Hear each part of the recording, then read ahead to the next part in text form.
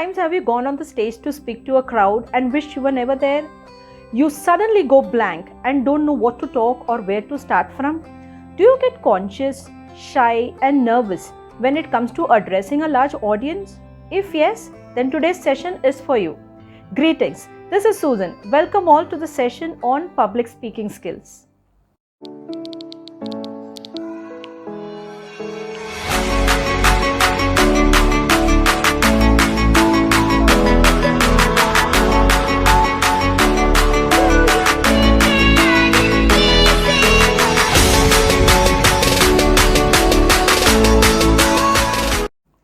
Standing up there on the stage and speaking confidently is not at all a matter of worry if you're ready to slightly work on yourself.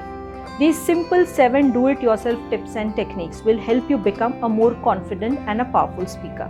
Let us understand the first technique. The first 60 seconds matter. Remember, first impressions go a long way. Use your first 60 seconds to begin with a bang, and this could be done by asking a response-luring, thought-provoking question, narrate a captivating or a mesmerizing short story, or share a shocking statistic.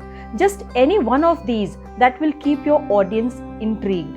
In short, ensure that you make a point without fail while telling that story, asking that question, or sharing those statistics.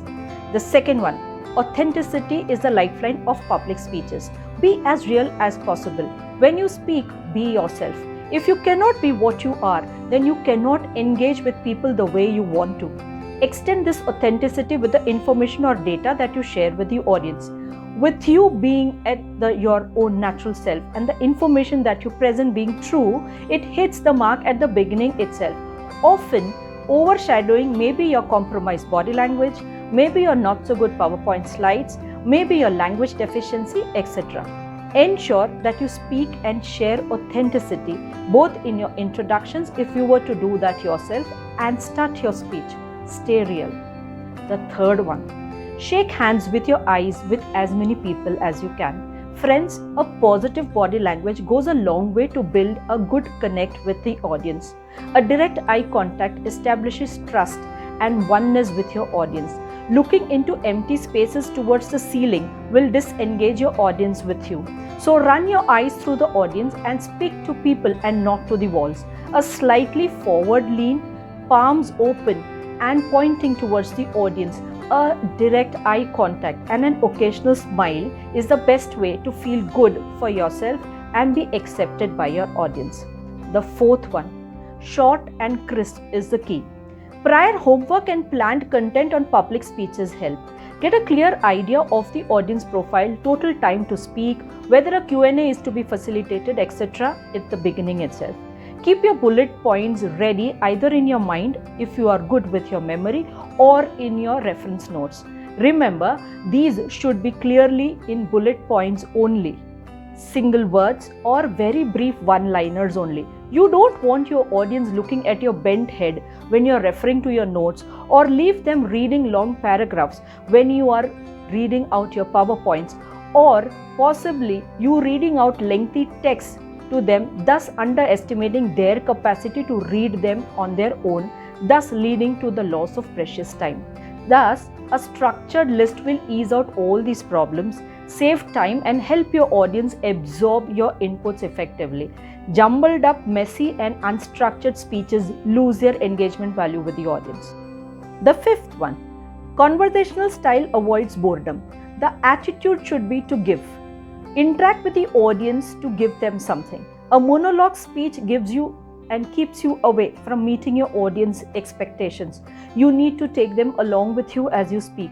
This can be done by asking questions, asking them to raise hands, to give votes or share their comments. Thus, soliciting their participation will help you. Talk to them something of value, something they would like to cherish.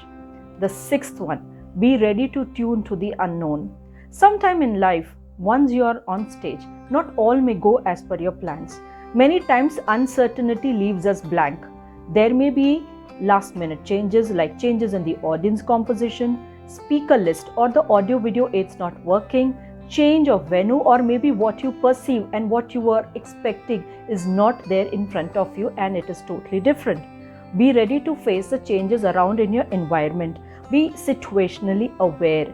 Absorb the change quickly and have the ability to tune yourself, your thoughts, and your speech to the changes around you. The last and the seventh one, have the audacity to face your fears. Friends, many of us are driven by our fears. The moment we imagine ourselves in front of a crowd, different types of fear grip us. Fear of being judged, fear of being wrong, fear of being corrected, fear of being laughed or mocked at, fear of forgetting lines, fear of being rejected, etc. These fears should be faced upfront by you. Some of these may be true for yourself and some may be completely untrue. However, remember that it is a fact that none of the audience has worked on your speech as much as you yourself has done. Practice takes a person towards perfection. Ask your fears to get lost and be bold enough to speak up what you should. So that's it, my dear friends, on public speaking skills. We are a reflection of our own thoughts. So put yourself where you deserve to be. Next time you go up there on the stage, remember these 7 powerful techniques and give a brilliant speech. Flaunt your confident self and speak to win hearts. Do comment on your experiences of public speeches, and yes, don't forget to like, share and subscribe to this channel for more such videos on career growth and personal development. This is Susan signing off.